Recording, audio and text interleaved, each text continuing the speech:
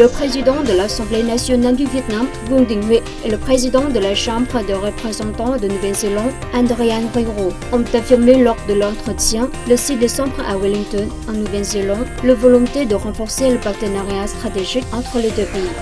Les deux dirigeants ont déclaré qu'outre les domaines de coopération traditionnels tels que l'éducation et la formation, le tourisme, la culture, le sport, le travail, l'agriculture, la sylviculture et l'aquaculture, les deux parties doivent étendre leur coopération à d'autres domaines tels que la transformation numérique, la transition énergétique, la réponse au changement climatique.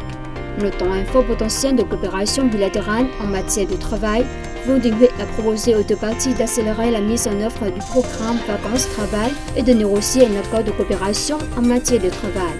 Les deux parties ont convenu d'étudier et de construire un accord de coopération entre les deux législatures. Le 5 décembre à Wellington, le président de l'Assemblée nationale du Vietnam a eu une entrevue avec la gouverneure générale de la Nouvelle-Zélande, Dame Cindy Kero.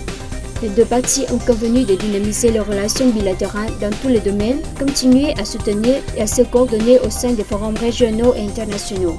Lors d'une entrevue le 6 décembre à Wellington avec la première ministre néo-zélandaise Jacinda Ardern, le bureau législateur vietnamien a affirmé la volonté du Vietnam de porter le commerce bilatéral à 2 milliards de dollars l'année prochaine.